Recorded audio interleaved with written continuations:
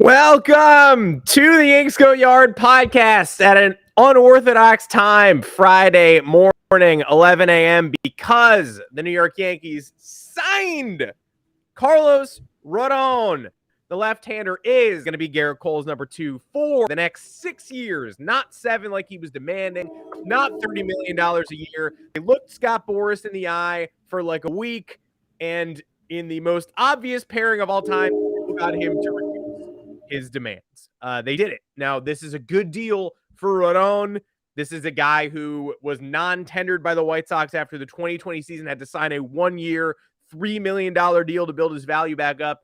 And oh boy, did he ever do that. But the Yankees still probably got a bargain here. And we're going to be talking about what it means for the rest of the roster to get this over with.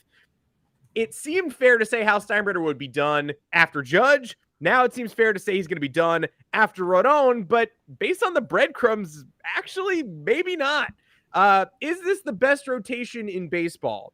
Is this the best rotation in Yankees history? It's actually worth thinking about that. And did booing Hal Steinbrenner set this all off at Derek Jeter Day? It's hard to say that isn't the case. But Thomas Carinante, welcome to the pod.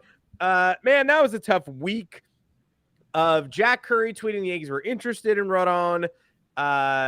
Then a bunch of fans saying after 24 hours had passed that the Yankees were liars and a shitty organization and they never should have gassed us up to believe they were actually going to sign Rodon. And here comes Drew Smiley, and Cashman is laughing, and he's sleeping, and he's on the streets of Stamford, Connecticut.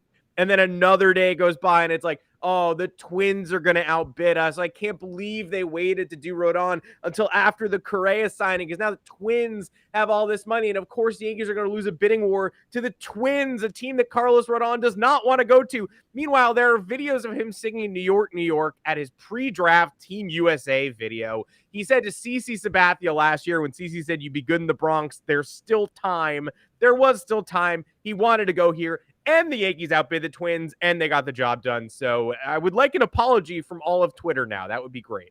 I would love that too. Elon, get on it. We need Elon in Twitter's final days. This is important. I want you to get the Yankees Twitter together and apologize for the Carlos Rodon discourse. And you know what? You can, if Twitter is done, you can save the apology for Mastodon or I'll be on post. I'll be the first post troll. It'll be like all legit media, and I'll be tweeting like the Red Sox, Chaim Bloom sucks, and they'll be like, okay, like bring that back to Twitter.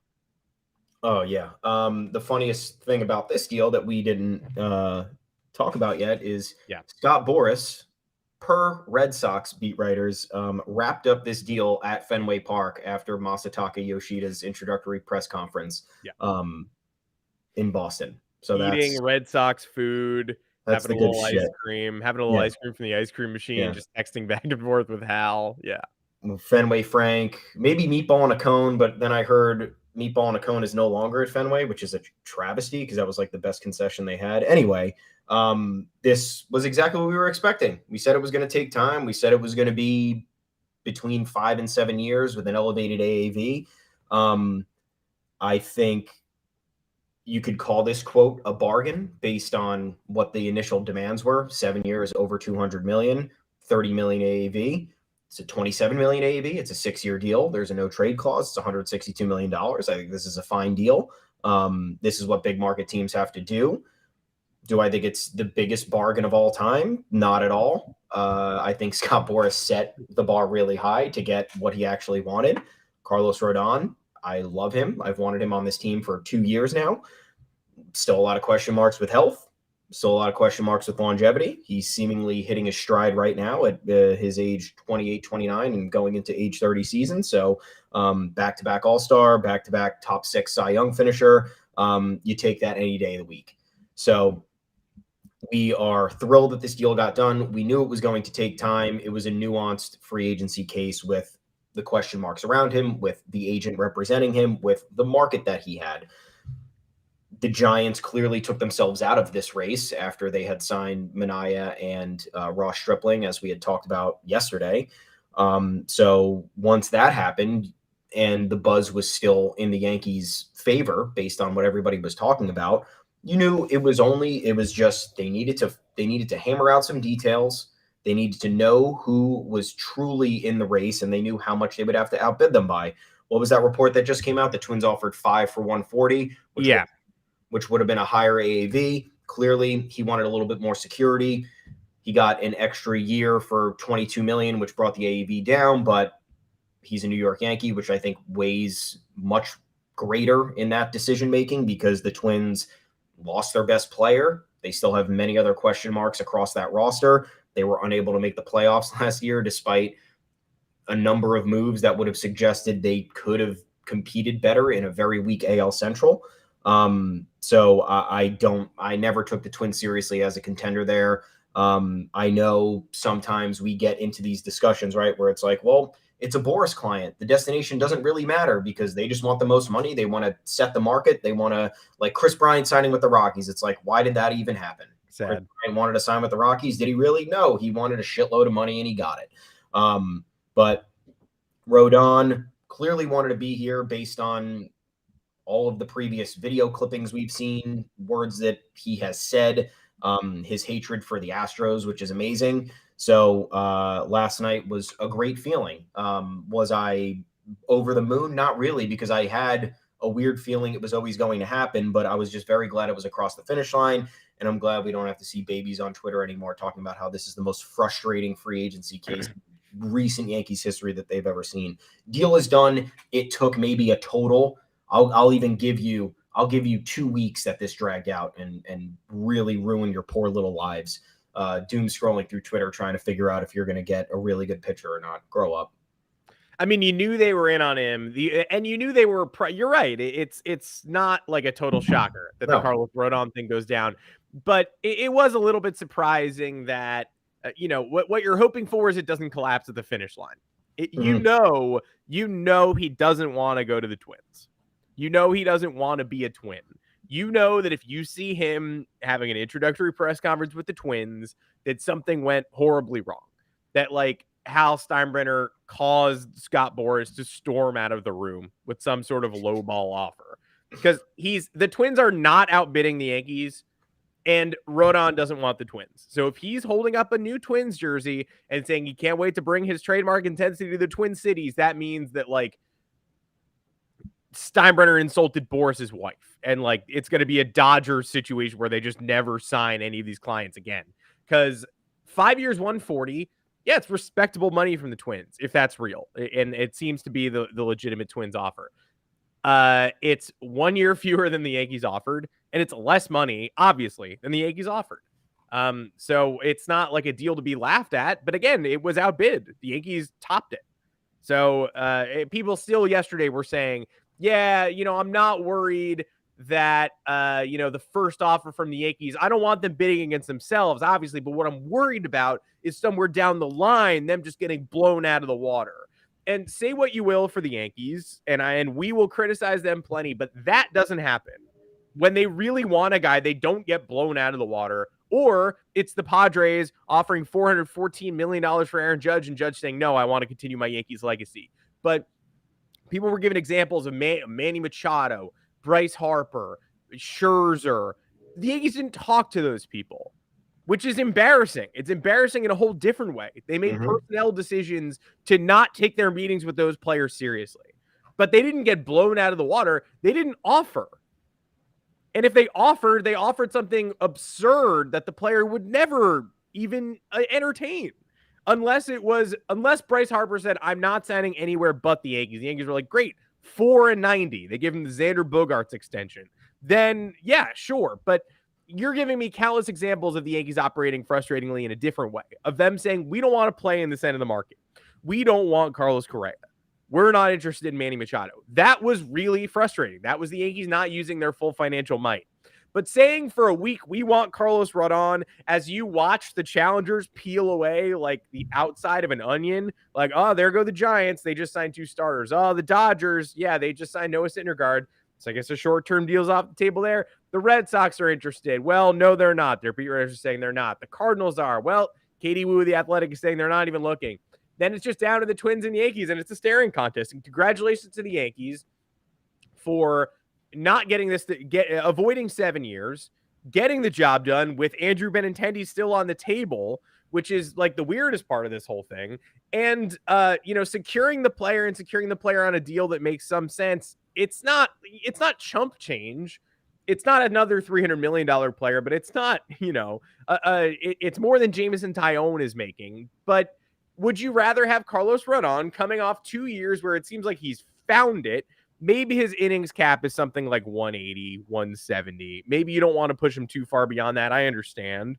They probably won't have to. They have Domingo Germán. They have Clark Schmidt for now. They have Matt Crook. This rotation is good enough. They're going to be able to give some AAA guys some spot starts. This rotation is incredible. Yeah. And we'll pivot there. But would you rather have Rodon at $27 million annually for the next 6 years, a guy who wants to be here, a guy you don't have to convince to put on the pinstripes, or would you rather have age 40 and 41 of Justin Verlander at $43.3 million? The Mets are a wild franchise, and no Mets spending affects any other Mets spending, but the Yankees don't operate in that stratosphere. Like, Rodon is the third best pitcher on the market this offseason behind Verlander and Jacob deGrom. I don't want to pay Verlander, who doesn't want to be here and struggles in the World Series, $43 million. And I don't want to pay glass arm Jacob deGrom for 5 years. Sorry. This is the most appealing pitching option on the free agent market to me, and has created potentially the best rotation in baseball. Yeah. I couldn't agree more. I wouldn't have complained with Verlander. It's a matter of what would you rather have? I'd rather have a guy with a little bit more shelf life. I'd rather have a guy seemingly stumbling into his prime, which is good for the length of the contract. Again, it all depends on what you think is the best fit, how you feel about it. I don't care about the finances, but there is an argument to be had because the Yankees don't operate budgetless. They don't operate, throwing money around like, maybe they used to back in the 2000s when they had the highest payroll by far. So I'm loving this deal. This was something we've been looking at and targeting for a while, but, and the fans being nervous about, missing out maybe on the first few targets, maybe warrants a larger social experiment about Yankees fans being a little bit triggered and scarred from what's happened. Especially the younger generation of fans who didn't live through what we were able to live through, even though we were still kids when all that success happened. Yeah. But if you're between the ages of 20 and 25, you didn't really experience any of it, right? If you're 20 in 2009, you were 7. Yeah, that sucks. Yeah, that's like us being 7 or 8 years old in 98 and 99. I loved it. It was great, but I don't have any attachment to that. My frontal lobe wasn't developed. I couldn't appreciate how awesome it was. No, at a certain point, everybody in school who's a Met fan made fun of you for being a fan of the team that bought championships. And when I was like 11, I started rooting for the Phillies because I was like, I'm bored. I win the World Series every year and everybody hates me. Okay, great. I'm going to find an NL team. Everybody hates me and I win every single year. So it's like, it's losing its cachet. I don't like that. I think I would have had more fun with the dynasty if I were in my 20s than if I were. Oh yeah, 100%. 100%. And yeah, best rotation in baseball. Probably. Who's better? Probably. Who would you say is better? I don't know. There's maybe some of the top ends elsewhere you could argue are better. But front end to back end, I'm really not sure. I do think that there are some question marks though. We can have Garrett Cole pitching to a 3.5 ERA during the regular season. I think everybody can agree upon that. He returned to ace form in the playoffs, so that was promising. Outside of the Chas McCormick thing, I think that he pitched really well and shouldered a lot of in the DS. He got the job done. I understand it was the Guardians. I understand that that's not a fearsome offense, but you pitch well, you shut down the opposition in the biggest game of the season. Doesn't really matter. It's a moot point. He did what he had to do. So you had 2021 where he was clearly compromised by the hamstring. And you had this past year where some days he was pitching like he was unstoppable, and then some days it's like, is he a number 4? What's going on? So here's an actual valid question. Do you think Boston fans are going to stop tweeting the video of Xander Bogaerts homering off Garrett Cole in the wild card game, considering we now have the easiest counter in the world to that? Do you think that clip is done? Will we ever see that again? Oh, man, I hope so, because that's an infuriating clip. It'd Because be you knew it nice. was going to happen. We're watching the game, you know it's going to happen. I mean, But hey, then if they the want to Red live in the Sox- past, that's their problem. Red Sox didn't win the World Series. Xander Bogaerts not on the team anymore. I feel that clip holds no sway over me. Yep. You're going to be responding to that clip with Bogaerts in a Padres jersey, Don Orsillo in a Padres polo. Like, it's actually really fucking easy. Like, no game in the history of baseball is less relevant to 2023 than the 2021 wild card game. It is true. It's very true. But yeah, on the Cole subject, I'm not saying the jury's out, but I think he has the help now as the true number 2 behind him, assuming Rodon can stay healthy. I think that's where he's been most successful. You saw his years in Houston. Obviously, we are under the assumption something was going on there with the doctoring of baseballs. Mm-hmm. But he had Verlander in front of him. There was clearly a comfort level where the pressure was taken off. And then, look, you elevate him into New York, the biggest pressure cooker in all of baseball, and he doesn't really have help in the rotation the first couple of years. And you could argue that Nestor Cortez, despite his emergence the last 2 years, still isn't that type of protection. Nestor Cortez, I think, is another slight question mark. Love the guy. Think he's a great pitcher.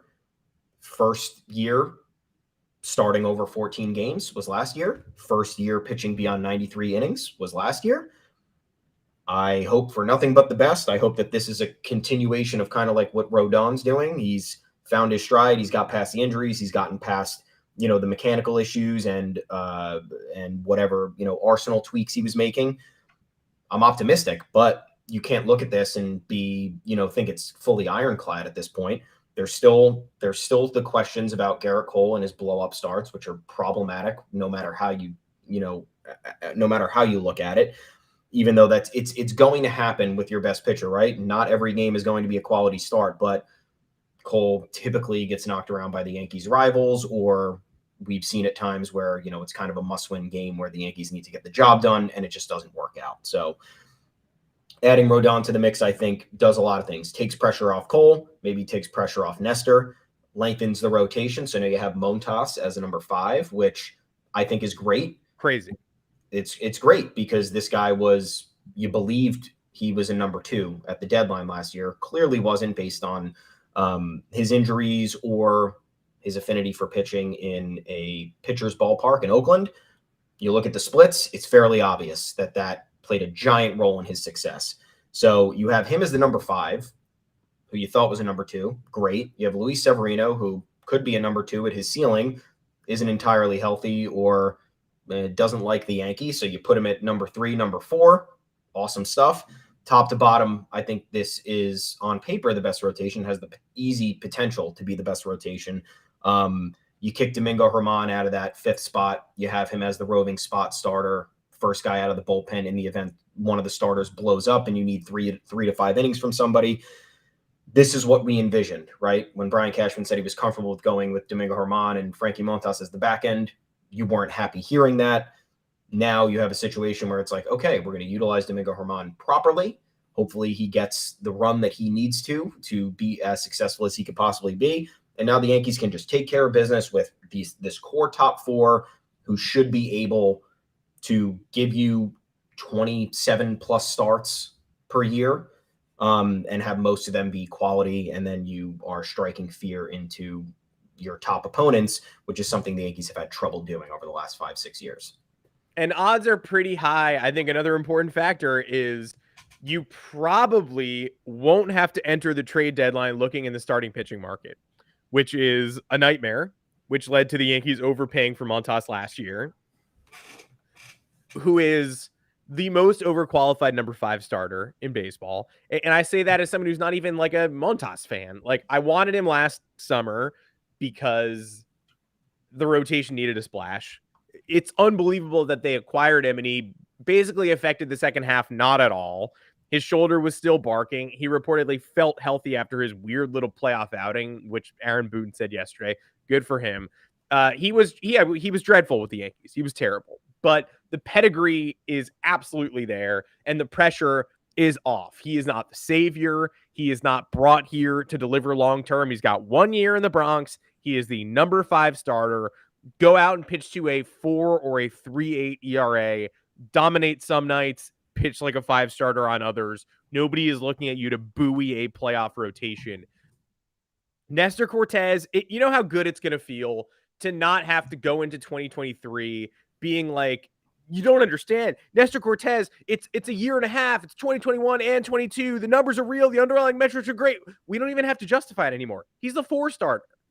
He's not starting game 2 of a playoff series. He's Nasty Nestor for 5 innings in game 4 of a playoff series. And then he could bolt because hopefully the bullpen's rested because Garrett Cole and Carlos Rodon and Luis Severino started games 1 through 3. And this is a plan for Luis Severino. You also don't have to get too stagnant here. Let's say Montas doesn't work out. Let's say Sevy breaks down again. They have to go to Herman and they have to go to the minor league depth and whatever. The last year of them. This is their last year. They will not be here next year if it doesn't work. They're not going to extend Frankie Montas. They could extend Severino again, probably won't. But nothing's going to get stale. You're going to have a great top 2 entering free agency next year, and you're going to get a chance to do it all again. The offense will probably be mostly handled at that point too.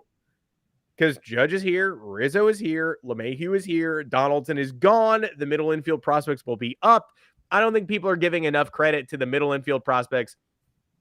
I'm not even the offense has problems. They have to fix them. But people saying we're running it back, we're freaking running it back. We are dang running it back. Are forgetting that Oswald Peraza is going to start at shortstop this year. Like for the whole year, not for 3 games in September. That's not running it back. You took your least favorite player out of the lineup and replaced him with the top prospect. Anthony Volpe is going to be up. Even if they don't get a left fielder we're secure in, that's not running it back. This is the best rotation in baseball right now. I would still be wary of the Astros in a playoff series without Justin Verlander. I'm not going to say it's Yankees in a walkover because of the scarring. If the Yankees play the Astros and it's Christian Javier, who was a playoff no-hitter and a no-hitter against the Yankees, and Framber and McCullers, I'm not going to say like, oh yeah, Yankees clear. Oh, Yankees dominate. Like that's a very good rotation without Justin Verlander. But the Yankees is better.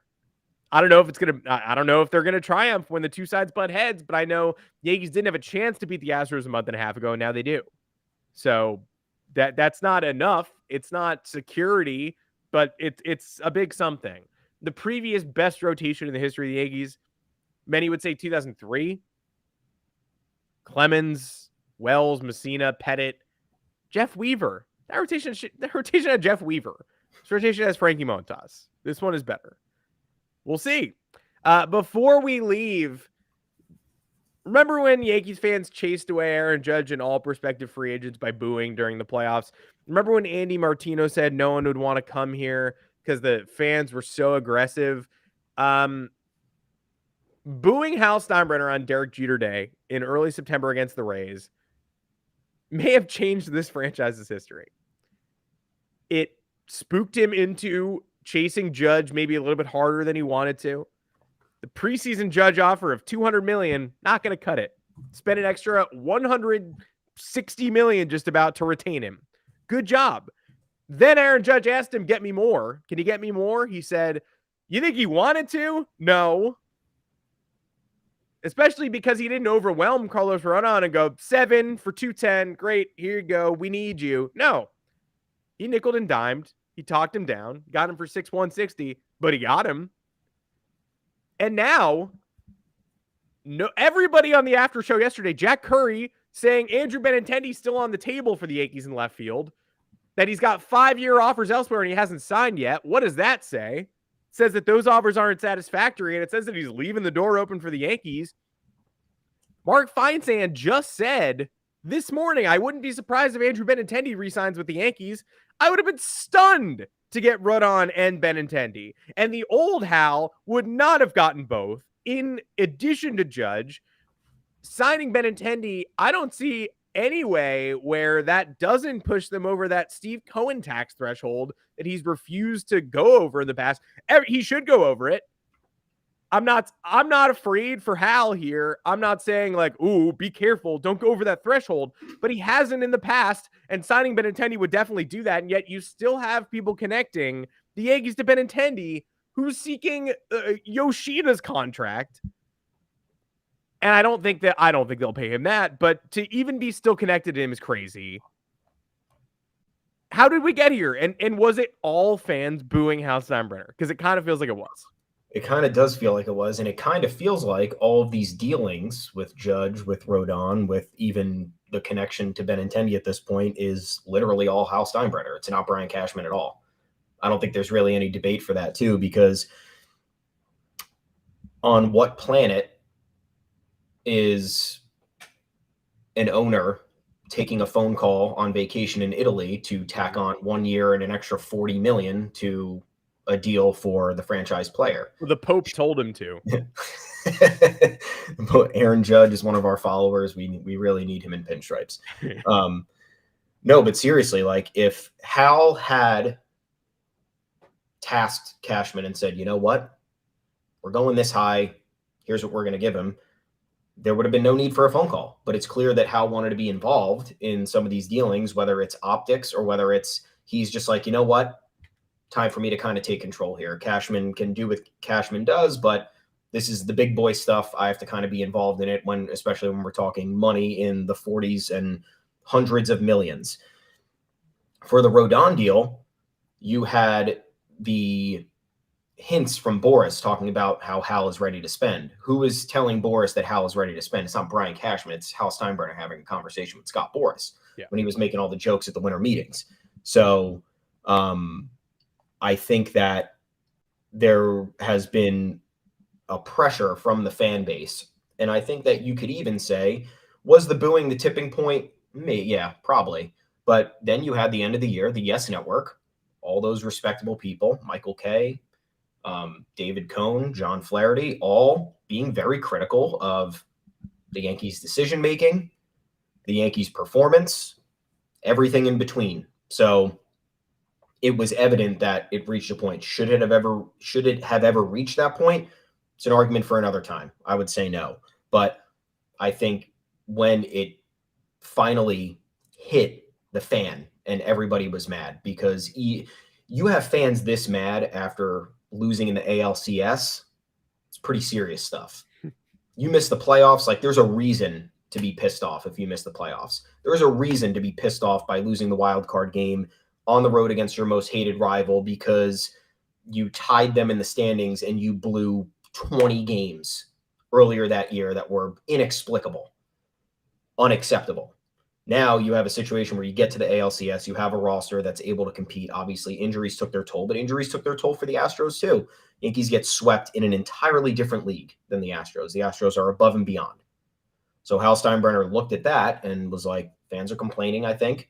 Or I think he looked at it and said, fans are complaining. We have a big payroll, but it's clearly not getting the job done, whether it's injuries, whether it's regressions, whether it's unforeseen stuff. And now we are the New York Yankees. We have to take things into our own hands. We have the resources to do it. So here's where I come in and here's where I take it to the next level, because you could argue the last time the Yankees really took it to the next level was what, 2013, when they signed McCann, Ellsbury, and Tanaka. That was the last time you saw something. And Beltran, that was the last time we were like, oh shit, like, okay, we're ready to go. And then after that, you can't really pinpoint anything. You have the Giancarlo Stanton trade, obviously. That was supposed to coincide with Judge's cost-effective, very good early on years. Nothing came of it. You have DJ LeMahieu, which was a blessing in disguise when he was brought on for, 2 years and $24 million. And then at that point, you had to re-sign him because he was the most important player on the team. You had Garrett Cole, which was, again, an absolute necessity because Luis Severino was breaking down. The rest of the rotation wasn't getting the job done. So it came to a head. And the Yankees, once again, are one of the very few teams in MLB that have the ability to right the wrongs that have been made financially. You can't sit there and, yes, we could talk at length about how a $250 million payroll is more than enough to win a World Series. And it is. It absolutely is. And that's where maybe you have some issues with Brian Cashman about him doing less with more or whatever it may be. But guess what? If you have a $250 million payroll and the gap is this between you and the best team in the AL, that's going to cost you another $70 million to get there. Is that embarrassing? I guess there are people who could laugh at that and say, oh, you need an extra whatever to get there. Maybe you're right, but guess what? I got it. So I'm going to use it. And he should be using it. Richest organization in baseball from a valuation standpoint, no reason to not do this. And finally woke up and realized that, hey, now is the time. We have these guys. We got to keep Judge. We have a guy in Rodon who could be a fit for the franchise for however longer. And this is where we have to strike. Astros are getting weaker. The past few off seasons, the Yankees have watched the AL get weaker theoretically, right? Astros lose some guys, Rays lose some guys, Red Sox had some turmoil, and the Yankees sat there content and they were like, you know what? We're still good. So if these teams are getting worse, we're ostensibly going to be better. Some of the guys are going to, wake up from their struggles, right? No, they're not. You have to put matters into your own hands. You can't just assume, for example, Josh Donaldson's going to have a good year next year, or you can't assume that, DJ was injured last year, he'll be healthy this year, right? Or, Stanton was injured last year, he's going to be healthy this year, right? No, you can't. There is no guaranteeing any of that. So you take matters into your own hands now. At this point, if things go wrong, I don't know where you point the finger, but it can't be at Hal Steinbrenner this year. Sorry, guys. Yeah, when you get older, you realize that the Astros' unique advantage could be player development or cheating, and the Yankees' unique advantage is financial. So take advantage of it. Stop trying to be the Rays, which the Red Sox are doing a terrible job of right now, but we were also doing. 2020, we had a rookie start a playoff game and throw one inning and then leave. That was terrible. 2021, we build a roster that's built on spit, gum, and hope, and Jamison Tyone we trade a bunch of prospects for, and it's all upside, and there are no defined bullpen roles, and that team, like you said, categorically, like 20 of the worst losses you've ever seen. That is the most unpleasant season of Yankees baseball in my life to date. Far worse. The only comparable one is 2013 when you got Mariano Rivera and Andy Pettitte retiring. They're going out wimpy. They have no offense, and the Red Sox win a surprise World Series. That was extremely painful. But 2021 was far worse because it was all there for the taking. Instead, it was the Red Sox rampaging through the playoffs, the Rays winning 100 games, and the Yankees making fumble after fumble after fumble with an incomplete team, with a team that ended up with Greg Allen and Rob Brantley on the field a lot. And we ended up being like, is Ryan Lamar a player? No, he wasn't. But he was. I liked him, though. Estevan Florial. I liked Greg Allen. But all these guys were so much more interesting than the players who were intended to occupy these roster spots. And then 2022, we find something, right? The Harrison Bader trade makes a lot more sense now than it did when it was made, doesn't it? Jose Trevino, hell of a find. I still think he was injured for the second half of the season. He fouled a ball of his foot and was never the same. But even if he's not an all-star, he's still a piece. He's a glue guy. Oswald Peraza comes up. Volpe is almost ready. They trade for Benintendi. They have the best first half in the history of the franchise, just about, and everything falls apart. They make it to the ALCS, and they're completely outmatched, right? Outgunned. Can't have that. The Astros are going to be in your way this year, too. You can't assume that someone else is going to take out the Astros. You got to do it, even without Verlander, without Correa, without Springer. They have managed to be the Astros. The Yankees are flexing their financial might in an effort to get past them.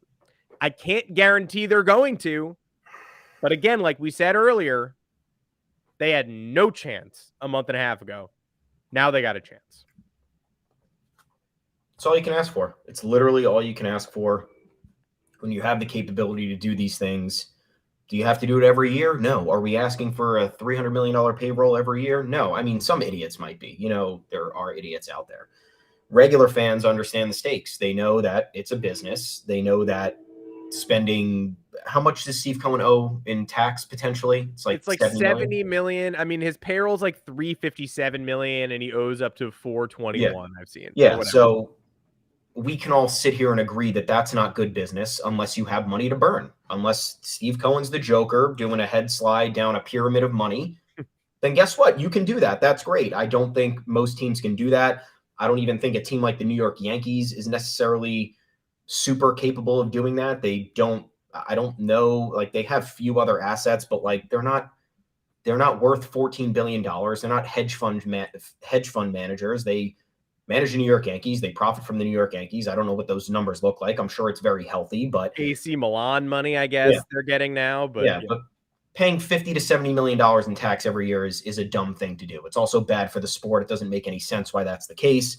I'm not defending the billionaires. It's just obvious that throwing $50 to $70 million away because you're trying to improve a roster that's clearly not up to par is not a smart decision. If you're going for the jugular, a couple of years of paying that tax, I think is a great idea. Or if you had made some mistake signings and you need to turn things around to make it up to your fan base who's paying a ton of money to go to games and enjoy and have concessions and whatnot, like you got to fix that. And I think that should happen maybe once every 4 to 5 years. I don't think that that's unreasonable. Yankees have still been contenders over that time. You would have hoped they maybe made a couple better moves around the margins. They didn't. Maybe they finish it off at this point, but right now they made the star retainments that they needed to do with Judge and Rizzo. They're bringing in Rodon. They brought back Tommy Kahnle fairly quickly and quietly. Nobody really expected that, and he seems to be back on track. And they've rid themselves with other people who were a problem on the team. Roldis Chapman, goodbye. So you like the outlook of how things are going. The Yankees had to weather the storm maybe with some of these expiring contracts before they could justify blowing more money. I'll sympathize with it to an extent, but that's about it. Either way, have a chance. You're right. Have a chance on paper to go toe-to-toe with the best teams in the league, and there's less of an excuse this time. Less of an excuse, because last year you're riding the high of Nestor Cortez being an ace, which nobody expected. So like these types of things coming out of left field are great, but then you have the Yankees who are like, oh yeah, we'll bank on that. We'll bank on Nestor Cortez being an ace now, right? We'll bank on Luis Severino being healthy for the entire year, right? We'll bank on Clay Holmes being an all-world closer now because he did it for 2 months last year, right? Can't do that. It's great to have these things. It's great to have them as insurance. It's great to have that fortify the roster, but so many of them are far from a guarantee. And Steve Cohen going for the jugular. Scherzer and Verlander, they're great. Cole and Rodon, they're great. 2 great 1-2s. Senga, Quintana, Carrasco against Severino, Cortez, Montas. I'll take our guys for $80 million fewer dollars and less tax money. I just will. And we'll see how this all plays out, but it's hard not to be pumped on Friday, December 16th, the morning after the Rodon signing. That's it for this edition of the Yanks Go Yard podcast. We just wanted to bring you a bonus because we couldn't go till Monday before talking about the Rodon and all the ripples. And hopefully when we're back on Monday live, 2:00 Eastern time, PM, please subscribe to the channel, get the alerts, learn when we're going to be on because it might be a surprise like this. Hopefully we're talking about Benintendi or we're talking about a different left fielder and we're talking about the aftermath and how we round out this roster. Until next time, you can find me on Twitter at Adam Weinrib. Thomas Carinante, where can the people find you? I'm at Tommy's_takes. You can find us on the official Yanks Go Yard Twitter account at Yanks Go Yard FS. Please head on over to yanksgoyard.com. Plenty of content there. A lot of Rodon stuff. Pretty cool stuff that we're crafting over there. And until then, folks, have a great weekend. We'll talk to you on Monday. Yes, we will. Celebrate today, though. Pop bottles. It's the weekend. Carlos Rodon is a Yankee.